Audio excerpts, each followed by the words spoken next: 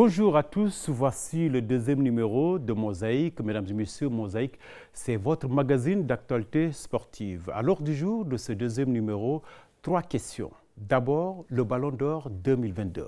Qu'est-ce qui va le remporter? La vraie réponse, certainement, dans les multiples réponses des sportifs du Sénégal, d'Afrique et d'Europe.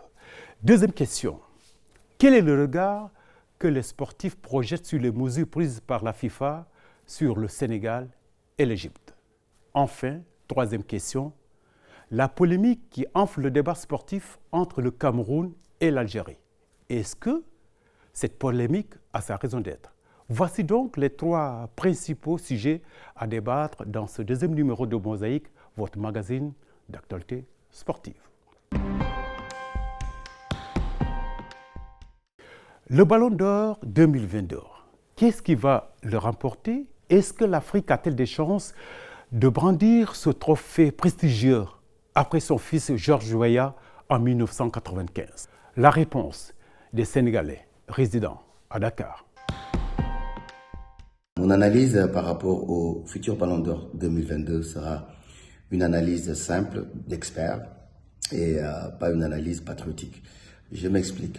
Voilà, on est en face de 2 joueurs, 2 grands joueurs exceptionnels de taille internationale plutôt, qui sont sur le podium pour se disputer le futur Ballon d'Or, donc à l'image de Sadio Mané et Karim Benzema. Donc des joueurs qui nous ont fait rêver durant toute cette saison par rapport à leurs statistiques et individuelles et collectives. Aujourd'hui, on voit un Sadio Mané qui fait une saison époustouflante avec Liverpool. Donc, je pense une vingtaine de buts, toutes compétitions confondues. Et puis aussi Sadio Mané qui aujourd'hui a fait rêver tout le Sénégal en décrochant le champion d'Afrique et en même temps le meilleur joueur du tournoi. Donc il a quand même ses atouts et son mot à dire par rapport à ce Ballon d'Or-là. Mais on voit aussi Karim Benzema qui aujourd'hui n'est plus à présenter avec ses statistiques qui vraiment portent le Real de Madrid sur ses épaules. Avec 43 matchs, 43 buts. Et en Ligue des Champions qui aujourd'hui fait des doublés, des triplés, a marqué le monde entier sur des matchs stratégiques. Je pense que Karim Benzema quand même a un avantage sur Sadio Mané pour ce Ballon d'Or. Maintenant, ça va être jusqu'au bout, ça va jouer jusqu'au bout parce que c'est les deux qui vont se retrouver sur le terrain lors de cette finale de Champions League à Paris. Voilà, mais à mon avis, c'est plutôt Karim Benzema qui est aujourd'hui largement devant.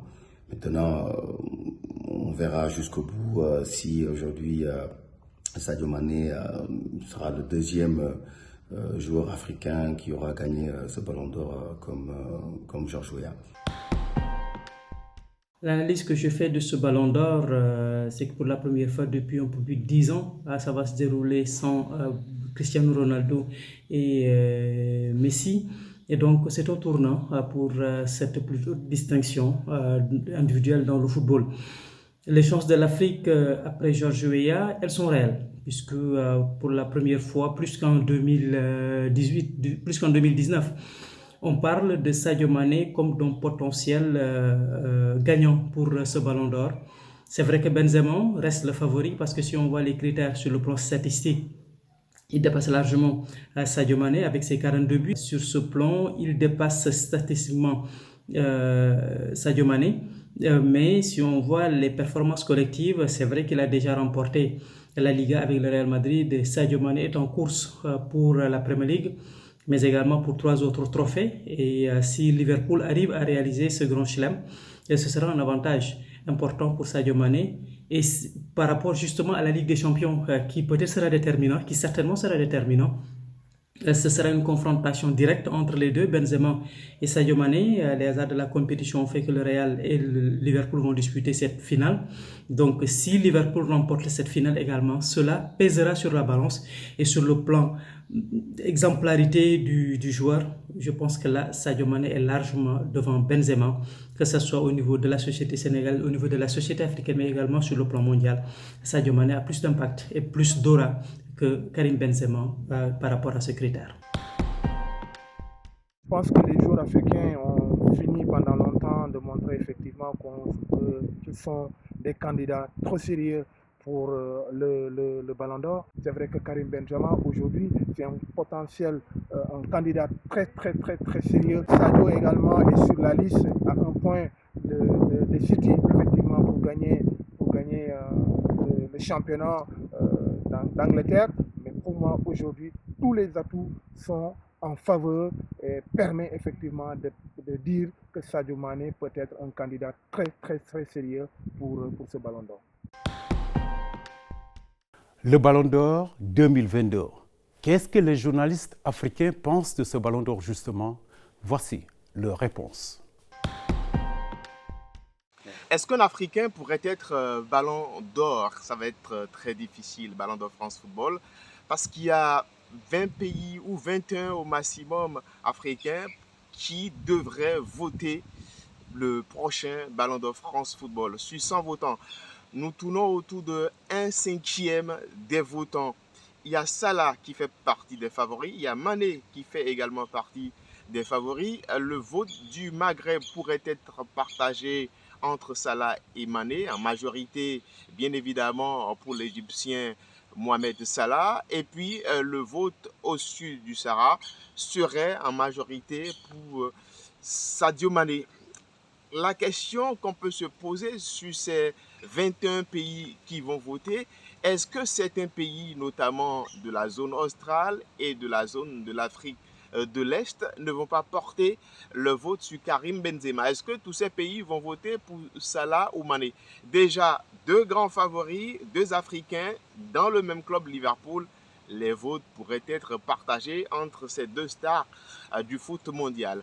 Sadio Mané a gagné la Coupe d'Afrique des Nations de football. Si on fait le parallélisme avec Léo Messi, normalement, Sadio Mané devrait être Ballon d'Or parce qu'on nous avait vendu la Copa de Léo Messi, on nous a également vendu la Liga, mais Lionel Messi n'avait pas brillé en Champions League européenne de football pour remporter le Ballon d'Or France Football. Les règles changent au fil des années.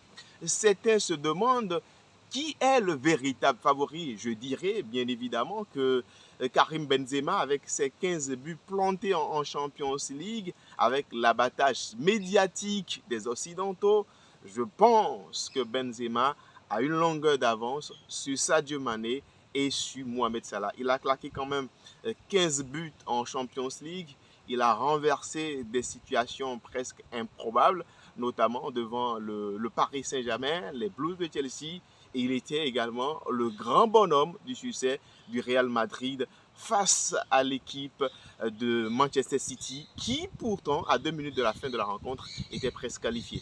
Ça ne va pas être du tout facile, mais je pense que si Sadio Mané remporte la Champions League, tout logiquement, si les votants sont objectifs, je dis bien si les votants sont objectifs, Sadio Mané devrait être Ballon d'Or. Alors que le vote a un côté purement subjectif, difficile pour moi de dire qui va remporter ce prochain Ballon d'Or, mais ça va être franchement très difficile.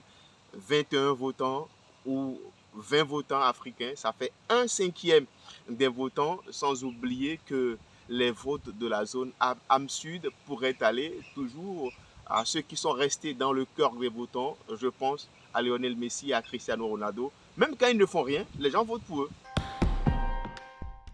Écoutez, moi je pense qu'au fur et à mesure que nous nous approchons de la fin de la saison dans les différents championnats, et on a un peu plus de clarté dans la situation du Ballon d'Or. Aujourd'hui, indéniablement, Karim Benzema et Sadio Mané font partie de super favoris de ce Ballon d'Or à venir. Heureusement, malheureusement, ces deux équipes-là se retrouvent en finale de la Ligue des Champions. Du coup, la Ligue des Champions serait un élément déterminant pour la désignation du prochain Ballon d'Or. Karim Benzema est champion d'Espagne avec le Real de Madrid. Sadio Mané est en course pour être champion de l'Angleterre avec Liverpool. Ce sont donc des éléments qui vont compter. Et puis en plus, individuellement, ces deux garçons ont montré à la face du monde qui avaient du répondant et qui pouvaient donc postuler pour le poste de Ballon d'Or. Aujourd'hui, plus que jamais, ces deux garçons-là méritent impérativement et surtout absolument de remporter le Ballon d'Or. Karim Benzema, il faut le dire, il est favori. Il est favori de par son vécu, de par l'impact qu'il a individuellement dans cette équipe de Real de Madrid aujourd'hui. À lui seul, il porte le Real de Madrid. Depuis les différentes performances accumulées ces dernières années ont démontré encore l'importance de Karim Benzema pour le Real de Madrid. Sadio Mané, on le dit depuis un bout de temps maintenant, c'est le digne successeur de ces grandes vedettes du football africain, passé après George Weah et puis bien sûr d'autres.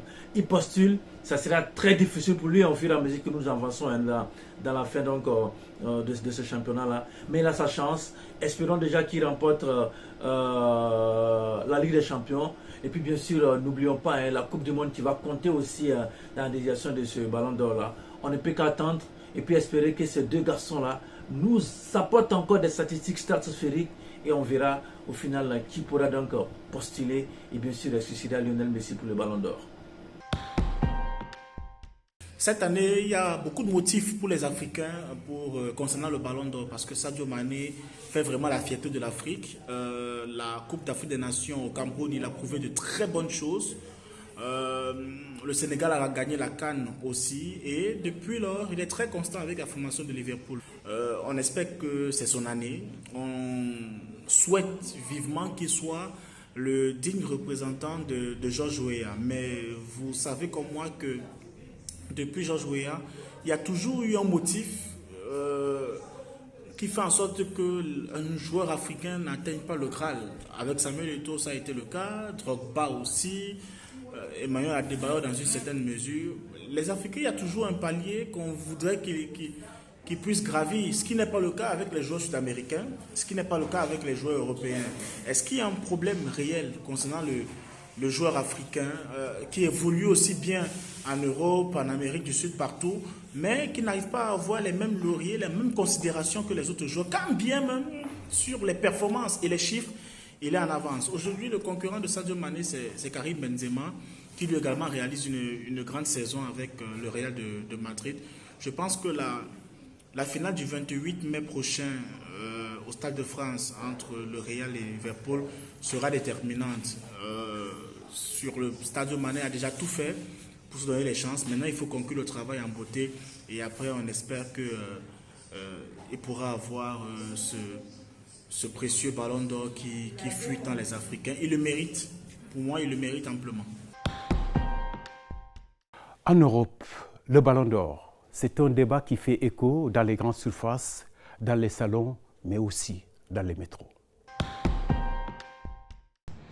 Bon, l'analyse que l'on peut faire cette année pour le Ballon d'Or, c'est qu'il y a deux grands joueurs pour ce Ballon d'Or cette année. Nous avons bien sûr Sadio Mané qui a tout raflé avec l'équipe nationale. Déjà, il nous a fait qualifier pour la Coupe du Monde. Il nous a fait ramener le ballon, la Coupe d'Afrique au Sénégal. Donc, deux effets majeurs qui le placent parmi les favoris pour le Ballon d'Or. Après ça, avec Liverpool, il est en course pour la Ligue des Champions. Il est en course aussi pour le championnat d'Angleterre. Donc, il est aussi en course pour la Coupe d'Angleterre. Et à chaque fois, cette année, Sadio, il a joué dans les couloirs, il a joué partout sur le front d'attaque de Liverpool. Et partout où il joue, c'est vraiment du haut niveau. Donc, franchement, on le place parmi les favoris. Certes, Karim Benzema, c'est autre chose aussi. Il a fait du Real ce qu'il est devenu le Real aujourd'hui. Il porte le Real à lui tout seul. Mais Sadio mérite ce ballon d'or. Je dis pourquoi. Parce que quand on regarde comment Sadio fait jouer les autres, comment il joue, il n'est pas dans l'individualisme. Il fait rayonner aussi dans le collectif. Donc pour moi, il mérite d'être ballon d'or. Il faut que les gens qui votent, les journalistes qui votent, les journalistes africains, parce que tout se joue, Eto'o l'a dit, beaucoup ne votent pas pour les joueurs africains. Donc cette année, il faut vraiment que tout le monde vote pour Sadio Mané.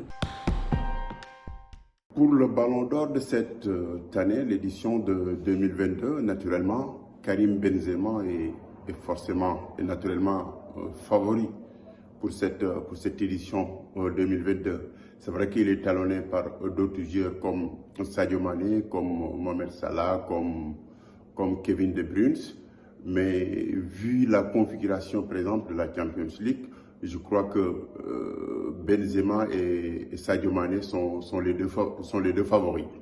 Actuellement, le Français est légèrement en tête pour avoir été champion d'Espagne, pour avoir gagné la Supercoupe, pour avoir en tout cas prétendre à jouer et gagner peut-être la finale de la Champions League. Je crois que c'est la finale de la Champions League va départager le Sénégalais et le Français. Pour que Sadio Mané soit Ballon d'Or, je crois qu'il devrait gagner la finale de la Champions League le 28 mai prochain, en étant décisif bien entendu, en marquant cette finale et essayer également de remporter la Première Ligue en étant décisif également. Il y a beaucoup de conditions qui vont devoir réunir pour Sadio Mané pour qu'il puisse vraiment passer devant Karim Benzema. Mais pour faire une analyse objective, pour le moment, je crois que Karim Benzema est favori. Donc il faut que Sadio gagne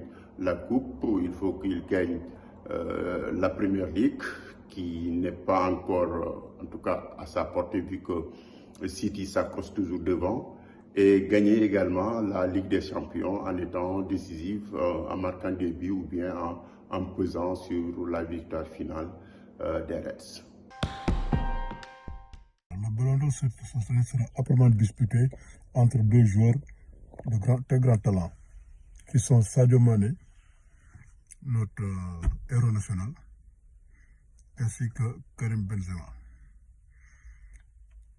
Moi, je dirais que ce sera du 48-52 en faveur de Karim Benzema. Depuis le 8e de finale, il a tellement performé qu'il a réussi à rejoindre Sadio Mané, qui était largement favori au début, grâce à la victoire à la CAN. Mais est-ce que nous, Africains, sommes-nous prêts à voter pour un joueur africain? Karim Benzema aura les faveurs de beaucoup de pays maghrébins, qui sont du continent africain bien sûr. Karim Benzema aura les faveurs des sélectionneurs européens, de la presse espagnole, de la presse française. Ce qui nous manque pour pouvoir gagner le Ballon d'Or, parce que nous, il manque un peu de solidarité. Mais notre Sadio Mané a très bien travaillé, a très bien œuvré pour pouvoir au moins être dans les deux cette année. Ce qu'on n'a pas eu depuis l'époque de Georges Weah. Il se trouve que malheureusement, la concurrence est trop rude et nous ne sommes pas prêts à aider un des nôtres. Et le continent africain, les journalistes ou ceux qui vont devoir voter ne soutiendront pas notre champion national. Malheureusement pour nous Sénégalais et pour tout le continent africain. Et c'est vraiment dommage. Mais vivement la victoire finale pour Sadio Mané et souhaitons-le.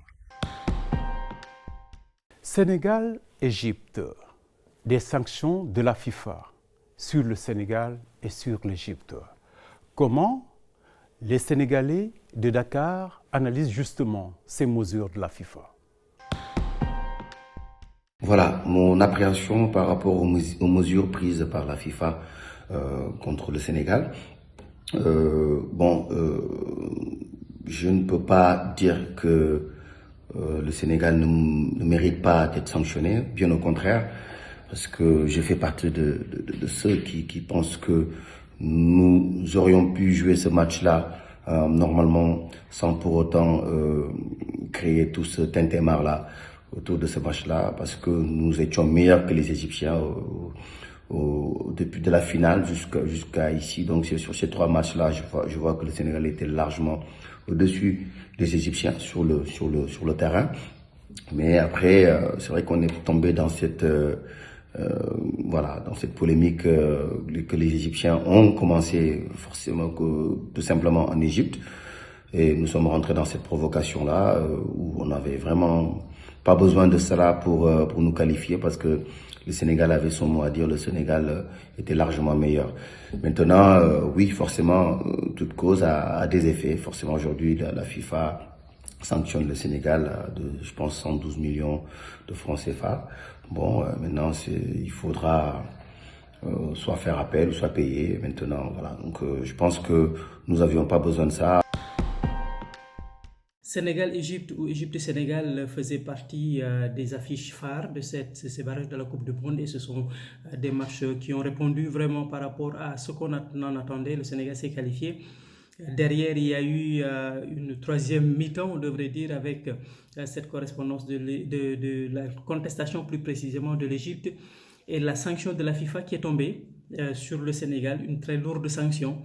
Mais il faut comprendre que ce n'est pas seulement lié à cette contestation de l'Égypte parce qu'il y a eu quand même des débordements sur le terrain, tout le monde l'a vu, même si c'est vrai que ce n'était pas méchant, mais quand même par rapport à d'autres matchs, cela pourrait causer des dégâts. Et je pense que le Sénégal devrait davantage s'atteler à mieux gérer Abdoulaye Wade, ce qui est, il est vrai, c'est un nouveau stade. Et on n'a pas encore l'habitude de ce genre d'enceinte, mais la fédération va certainement travailler à cela avec l'État du Sénégal. Et donc, il faudra apprendre de cela. La fédération avait décidé de faire appel pour alléger cette sanction parce qu'il y aura le huis clos, il y aura cette sanction financière, mais ce sera surtout le huis clos qui peut faire mal sportivement pour une équipe comme le Sénégal qui aujourd'hui est sur une pente ascendante, qui est au sommet du football continental, de jouer sans son public. Cela va faire un impact et je pense que c'est ce sur quoi la fédération va travailler. Mais je pense que ce sont des sanctions. Pour l'Égypte également, il faut comprendre qu'il y a eu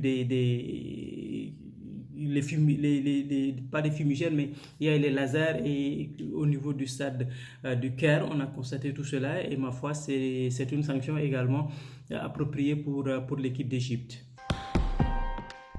Pour moi, les sanctions sont très lourdes. Si nous avons parcouru effectivement le communiqué autour de cette sanction. 112 millions, pour moi, c'est très lourd. Vous savez, on venait d'ouvrir un stade de 5000 places au Sénégal du nom du président Abdoulaye Wade. Donc, il y avait un engouement autour de ce match-là.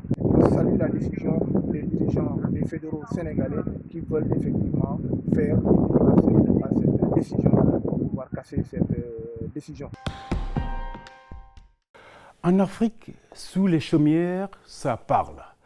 L'Afrique a-t-elle besoin d'un tel débat? Voici la réponse de mes confrères africains.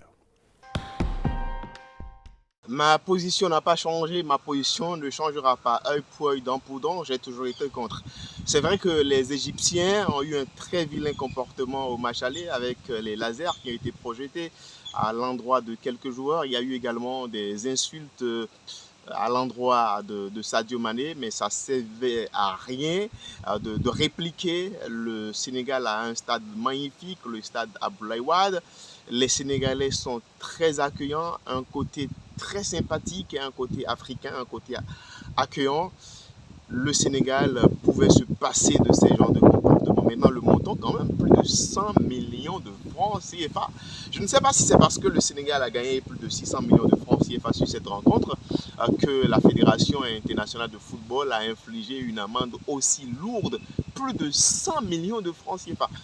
Je n'ai pas le rapport du commissaire au match, je ne sais vraiment pas ce qui s'est passé, mais quand on compare aux images reçues sur les réseaux sociaux, je parle de la comparaison bien évidemment avec le Nigeria qui a reçu une sanction moindre par rapport au Sénégal. Je trouve que la sanction sénégalaise a été vraiment très lourde. J'espère qu'elle va servir aux Sénégalais et j'espère que la Fédération sénégalaise de football en tiendrait compte parce que j'ai lu également que la Fédération sénégalaise de football a fait appel. C'est bien beau de faire appel, c'est bien beau d'avoir raison, mais il faut tirer leçon de ce qui s'est passé par rapport à la gestion de la sécurité, par rapport à la gestion d'un tel public, puisque le Sénégal a un stade anglais, le public est proche désormais des joueurs.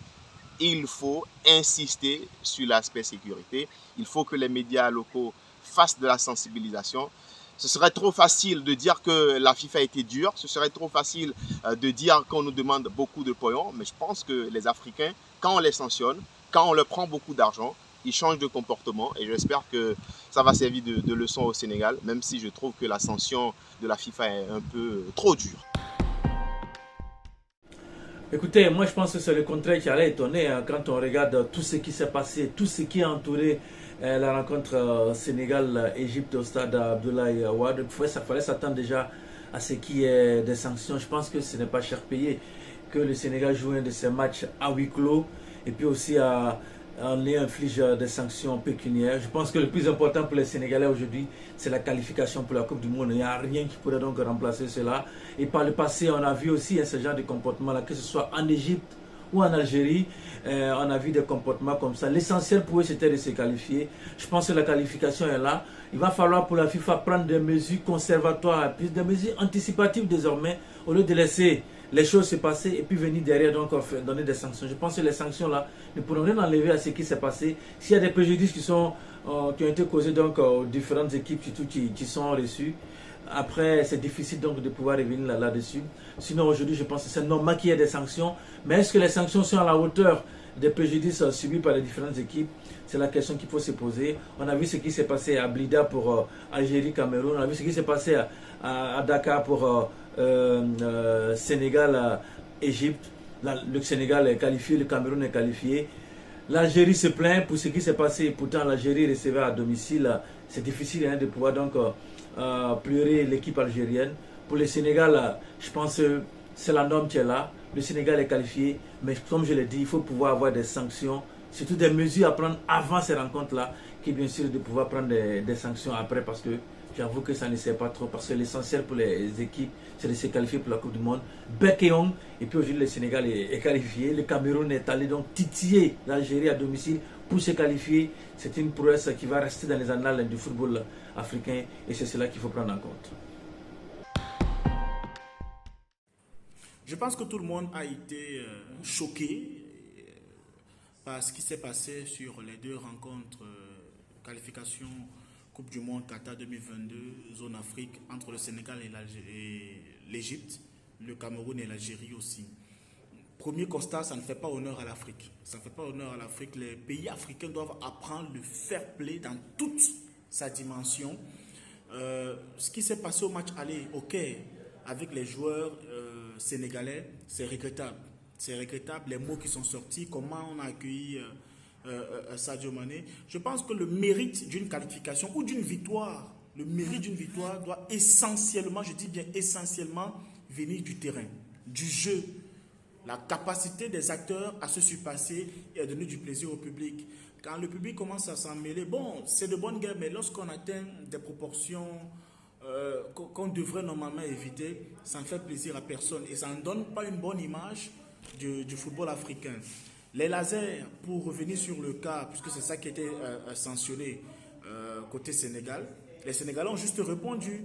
Ils ont juste répondu et ça fait un moment qu'on sent un peu trop d'animosité dans le football africain.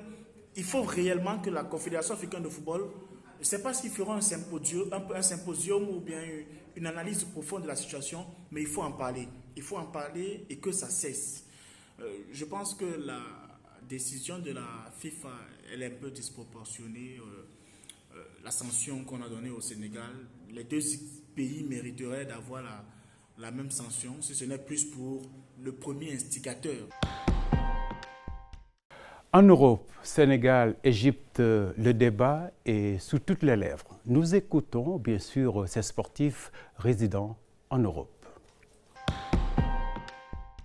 En ce qui concerne le Sénégal face à l'Égypte, je trouve que les Égyptiens ont exagéré parce que ceux qu'ils ont suivis à Dakar, je pense que les Dakarois, les Sénégalais, ont fait que de répondre à leur provocation. Donc à partir de là, on récolte ce qu'on a semé.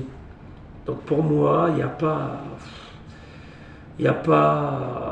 à se lamenter sur soi-disant qu'il y a eu les lasers. C'est pas ça qui a fait que le Sénégal s'est qualifié. On s'est qualifié proprement. L'UEFA devait sanctionner. Il devait y avoir sanction. Il devait y avoir sanction pour les deux équipes, pas que pour le Sénégal. J'estime que c'est exagéré. C'est exagéré. Donc à partir de là, s'il doit y avoir une sanction, les deux pays doivent être sanctionnés. Et puis, admettons que, par exemple, que si c'était l'Algérie qui s'est qualifiée avec l'Égypte, vous croyez qu'il y a eu autant de bruit fait par les peuples africains, quand je dis africains, les peuples sénégalais et puis les peuples camerounais? Non. Donc il faut arrêter. Il faut que nous aussi, on arrête de dire que c'est tout le temps c'est notre faute, on est trop gentil. Non, il n'y a pas de gentillesse. On a fait ce qu'il fallait, point, barre. L'arbitre Gassama, moi je ne suis pas camerounais, je suis neutre. J'ai dit beaucoup d'amis algériens, je leur ai expliqué. Est-ce que vous avez suivi le match sur le but que vous avez pris? Tous les Algériens ont arrêté de jouer. Donc à partir de là, il faut jouer. Aujourd'hui, les matchs se gagnent dans les arrêts de jeu, dans les dernières minutes de jeu. Donc c'est le football qui est en train d'évoluer. À partir de là, il faut que tout le monde accepte. Et puis voilà. Et arrêtons de crier, c'est la faute en tel, c'est le jeu, c'est comme ça, il y aura un perdant, un gagnant. Donc tout le monde ne peut pas être gagnant, tout le monde ne peut pas être perdant. Et en félicitant les 2 pays qui sont passés, les 5 pays d'ailleurs qui sont passés, il y a eu des effets de match, mais on n'a pas entendu les autres pays qui sont éliminés faire autant de bruit. Donc restons sportifs jusqu'au bout. Et, voilà, point barre. Et puis il y a toutes les choses qui se passent, et puis j'espère que Sadio Mané sera Ballon d'Or. Pour les qualifications du mondial, les éliminatoires, les barrages du mondial Qatar 2022, oui, c'est vrai que c'était des matchs vraiment couperés, des matchs décisifs, parce que chaque pays voulait se qualifier, notamment les derbys entre le Sénégal et l'Égypte et l'Algérie et le Cameroun. Je crois que ce sont ces 2 matchs-là qui ont émaillé, je ne dirais pas d'incidents, mais beaucoup d'enjeux. Car l'Algérie a, d'abord pour parler de Cameroun-Algérie, l'Algérie a beaucoup critiqué l'arbitrage, surtout en l'occurrence Pape Gassama de la Gambie, qu'il juge être partisan, et ce que je ne souhaite pas. Je crois que ce qu'ils ont fait, en l'occurrence Djamel Belmadi, qui est l'entraîneur, le sélectionneur de l'Algérie, je crois que, je suis désolé de le dire, mais il a fait le mauvais perdant. Il y a 3 ans, depuis 3 ans, c'est l'Algérie qui gagnait, il raflait tout quand ils éliminaient le Sénégal à la CAN 2019.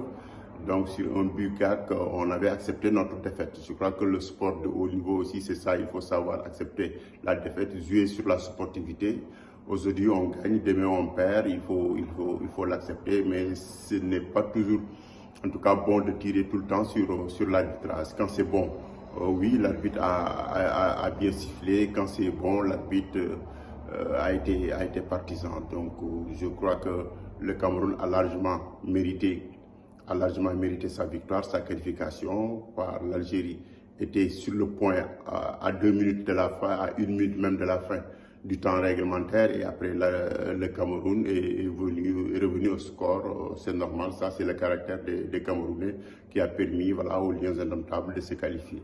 Entre l'Égypte et le Sénégal également a sorti ses tripes pour arracher cette qualification-là, parce que d'abord le premier, en tout cas enjeu, le premier c'était de marquer tôt, ce qu'ils ont réussi, de marquer tôt le premier but de la 3e minute.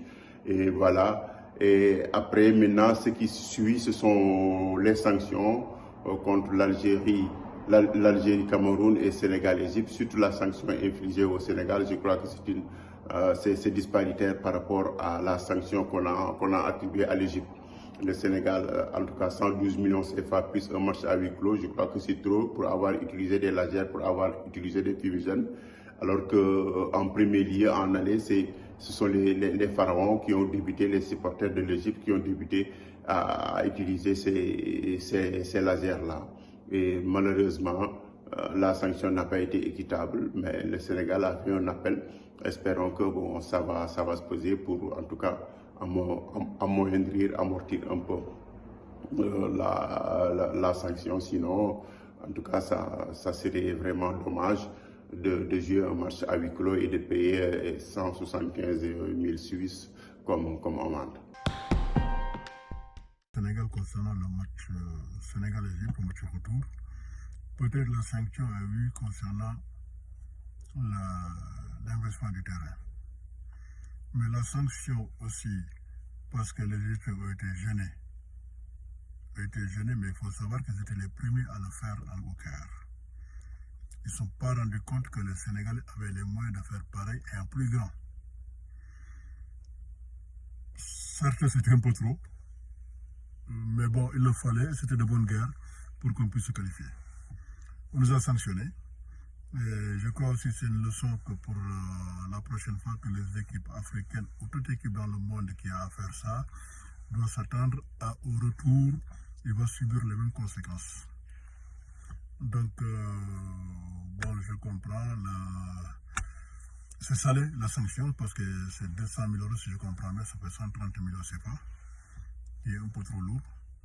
Mais bon, l'essentiel que nous sommes qualifiés et puis on va tout faire maintenant pour que des choses comme ça ne se répètent pas et que tout est pour le mieux.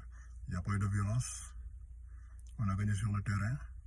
Tous les deux équipes de joueurs étaient vraiment fair play.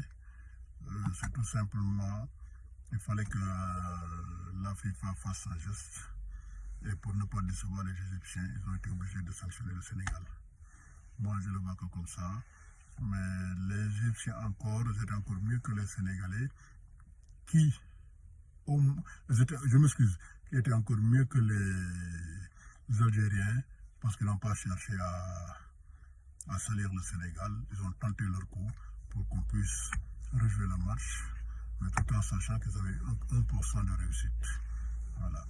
Donc, vive le sport sénégalais, vive le sport africain, et vivement que le mondial arrive et que les représentants africains puissent vraiment défendre les couleurs de notre continent. Autre affiche, autre polémique, Cameroun-Algérie. Des correspondances épistolaires, des joutes oratoires. À Dakar, ça parle. Voilà, par rapport au match de l'Algérie contre le Cameroun, on a vu beaucoup de choses se passer, on a vu des correspondances de la FIFA, adressées à la FIFA plutôt. Voilà, c'est un match international, un match de la FIFA, donc forcément qui dit match de la FIFA dit commissaire de match envoyé par la FIFA, donc qui est aujourd'hui habilité à faire un rapport sur ce match-là, sur ce qu'il a vu, sur ce qu'il a entendu, parce qu'il était au stade, il était au terrain avant le match, pendant le match et après le match. Donc forcément, c'est le compte-rendu qui va directement à la FIFA. À mon avis, ce que j'ai vu, le match s'est terminé comme il devait se terminer. Je pense que la victoire a été attribuée la qualification plutôt a été attribuée à l'équipe du Cameroun. Maintenant, je ne sais pas où en sont les recours des Algériens. Encore une fois, on n'en a pas besoin. Je pense que le tirage au sort même des poules a été fait. Donc, l'Afrique, encore une fois, n'a pas besoin de tout ça pour se faire entendre. Parce que aujourd'hui, les matchs se gagnent sur le terrain. Aujourd'hui, nous devons peut-être un peu plus former nos arbitres par rapport à ce genre de match-là. Oui, je suis d'accord, l'arbitrage parfois fait défaut en Afrique, mais l'arbitrage est là pour tout le monde. Donc du coup, je pense qu'il faudra qu'on se concentre un peu plus sur le terrain, un peu plus sur le jeu et éviter de nous faire entendre sur des situations comme ça parce qu'on n'a pas besoin de ça. Nous avons des bons joueurs, nous avons des bons terrains maintenant, nous sommes en train d'organiser pour notre football, que notre football puisse aller de l'avant. Je pense qu'il doit falloir qu'on se concentre un peu plus sur ça que de se concentrer sur des choses qui aujourd'hui ne nous valorisent pas. Cameroun-Algérie également, c'était l'un des matchs phares, peut-être même autant que Sénégal-Égypte, parce que vu comment ces deux équipes ont terminé la CAN alors qu'ils faisaient partie des favoris, surtout pour l'Algérie, championne sortante et qui est sortie dès le premier tour. C'est une équipe traumatisée en ce moment et on voit que jusqu'à présent Belmadi n'arrive pas à digérer cela. Et je crois que la FIFA clôt le débat parce que ce que les Algériens voulaient c'était rejouer ce match et c'était impossible. Vu le déroulement, ils ont chargé l'arbitre Bakary Gassama, le Gambien, mais à ce que l'on a vu, il y a de l'exagération dans les propos de Belmadi par rapport à tout ce qu'il a dit et quelque part aussi cela le discrédite parce que c'est quelqu'un qui jouissait de beaucoup de respect par rapport à tout ce qu'il a fait en 2019 où il a trouvé l'Algérie et là où il l'a amené au niveau du sommet africain et même au niveau arabe parce qu'ils ont remporté la Coupe arabe juste avant la CAN. Mais aujourd'hui, il faudra faire une introspection parce que quelque part aussi, l'Algérie a eu des manquements, a eu des insuffisances durant cette compétition et il vaut mieux se concentrer sur cela et retravailler, reconstruire cette équipe qui a encore de la bonne matière et qui peut revenir très haut, mais oublier cette élimination à la Coupe du Monde, ce qui fait très mal, certes, mais il faut l'oublier et reconstruire sur de bonnes bases parce qu'ils ont quand même de beaux restes, mais il y a également une jeunesse qui est là et qui peut apporter quelque chose. Ma foi, il faut tourner la page, et passer à autre chose. C'est normal qu'à l'issue de match de barrage et que l'Algérie tombe, c'est normal que des échanges en ce sens puissent être notés dans le monde entier ou bien en Afrique tout entière. Moi, c'est dans la logique des choses parce que ces deux candidats ou bien ces quatre équipes africaines pouvaient chacune d'elles participer valablement à cette coupe. Dans les capitales africaines, il se dit que l'Afrique n'a pas besoin d'un tel débat. À mon avis, c'est une polémique qui n'avait vraiment pas de sens puisque le Cameroun s'est qualifié au mérite. J'ai revu les images, j'ai vu les vidéos, les faits de jeu. Les Camerounais auraient pu bénéficier d'un pénalty de la part de Papa Gassama. La bataille algérienne n'avait aucun sens, elle a été vraiment ridicule et la FIFA a bien fait de sonner enfin la récréation. Ça ne donne pas non plus une bonne image du foot africain. C'est vrai que sur le continent, il y a des erreurs d'arbitrage. Ça, c'est connu de tout le monde. Mais sur une rencontre où au match aller, l'Algérie a gagné, normalement ça rencontre 1-0 au Cameroun, et paie 2-1, un aliment catastrophique à 1 minute de la fin de la rencontre, je ne comprends pas le comportement de la Fédération algérienne de football. Le comportement est encore plus catastrophique de la part des médias algériens. Il y a un nationalisme indescriptible dans plusieurs pays africains aujourd'hui. Si on parle du Bénin tout de suite, certains prennent position, c'est mon pays, ça ne sert à rien. Nous sommes des journalistes. Si on parle de votre pays et vous savez que votre pays est dans le faux, si on parle de votre pays, vous savez que votre pays n'a pas raison, restez journaliste. Les Algériens ne sont pas restés journalistes dans cette affaire. Je parle de la majorité de la presse algérienne. Rare, alors très rare, étaient ces journalistes algériens qui reconnaissaient que leur pays ne pouvait pas gagner avec leur plainte. Très peu étaient conscients de la situation et très peu voyaient que la Fédération algérienne de football allait tout droit dans le mur. Et celui qui a le plus déçu dans cette affaire, c'est Belmadi. Et à aucun moment, la Fédération algérienne de football n'a présenté des excuses aux arbitres. À aucun moment. Algérie-Cameroun, avec ces punchlines qu'on a vécues à de part et d'autre, les autorités algériennes qui n'ont pas manqué de fustiger le comportement des Camerounais et puis même de l'arbitre Gassama. Et on a envie de dire que c'est un peu bizarre parce que généralement, ce sont les gens qui se plaignent de ce que les Algériens font aux uns aux autres. Et là, à Blida, comment comprendre que l'équipe camerounaise puisse venir à Blida et venir dicter sa loi à cette équipe algérienne. J'avoue que c'est assez bizarre et aujourd'hui, on se demande si les Algériens ne paient pas un peu leurs vieilles habitudes. Ceux qui ont l'habitude de faire cela, qui ne se rappellent pas encore de ce qui s'est passé en septembre 2013 lors de ce match de barrage entre le Burkina Faso et l'Algérie. On a crié au scandale, on a crié sur tous les toits, mais ça n'a rien changé, alors que les faits étaient là implacables pour démontrer un peu la force qui a été faite à cette équipe burkinabé. Et c'est passé aujourd'hui, le Cameroun a démontré qu'il pouvait se déplacer dans un pays comme l'Algérie, puis bien sûr pouvoir écurer cette équipe algérienne. Moi je pense qu'aujourd'hui on accuse l'arbitre Gassama à tort. S'il n'a été pour rien dans ce qui est arrivé à cette équipe algérienne. Cette équipe algérienne s'est sabordée et d'elle-même après donc l'égalisation. Elle s'est crue trop belle et puis au final elle a payé très cher son euphorie sur la rencontre. Le Cameroun est à féliciter pour son fighting spirit, pour sa capacité à pouvoir se transcender même dans des situations très très difficiles. Je pense que la FIFA a répondu comme il fallait répondre. Le Cameroun est qualifié. Pour l'Algérie, il faut passer à autre chose. Je pense que c'est le plus important. Déjà que Belmadi est resté en poste, il faut penser aux échéances à venir, telles les émetteurs de la Coupe du Monde, de la Coupe d'Afrique. et puis espérer à revenir plus haut niveau du football africain. Je pense que c'est ça le plus important aujourd'hui. Concernant le match Cameroun-Algérie, je pense que la Fédération internationale de football association a beaucoup trop tardé, à mon sens. Sinon, on n'aurait pas eu toutes ces joutes oratoires assez viriles qu'on a eues sur les différents réseaux sociaux. Ça commençait à bien faire. Le siège de la FIFA assiégé, ou du moins des manifestations devant le siège à Zurich. Je pense que ça n'embellit pas, comme on le disait, l'image du football africain. Encore que les pays africains doivent apprendre à être fair-play. Lorsque vous recevez un match, une rencontre internationale, c'est deux fédérations qui doivent s'entendre pour que le spectacle soit beau, pour rehausser le niveau.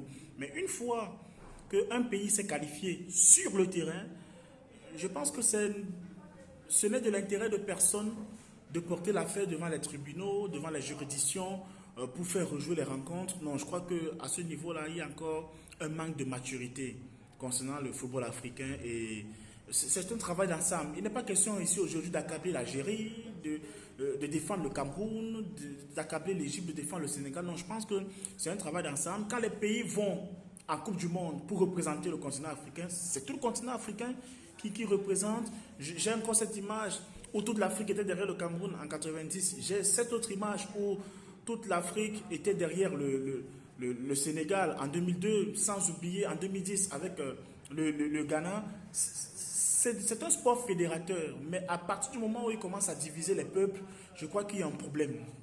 Dans notre continent, il y a un sérieux problème.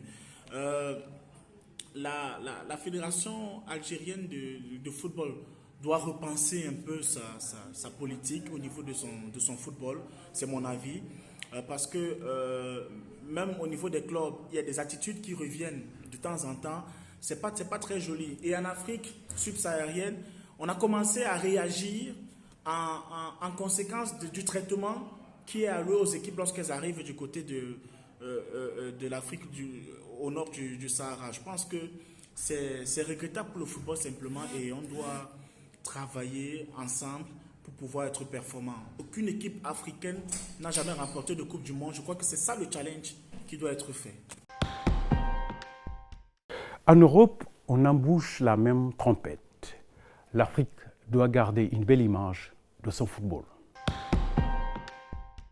En ce qui concerne les barrages pour la Coupe du Monde, ce qui a opposé entre l'Algérie et le Cameroun et le Sénégal-Égypte, bon, on a vu ce qui s'est passé en Algérie. Les Algériens ont critiqué l'arbitrage, mais je pense que l'arbitre a fait ce match. Quand on voit le dernier but que Karl Toko a marqué, c'est que tous les Algériens étaient à l'arrêt. Et les Camerounais ont couru jusqu'au bout, donc ils ont marqué. Et pour se dire que c'est la faute à l'arbitrage, je pense que c'est vraiment pas. Je pense pas que l'arbitre est pour quelque chose. Toutes les actions, il a été courageux.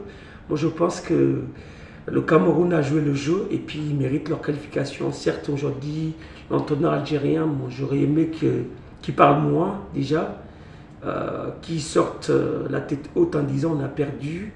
Certes, il y a eu des erreurs d'arbitrage, mais bon, c'est pour les deux équipes. Au lieu de ça, il met tout sur le dos de l'arbitre. Or, c'est pas ça.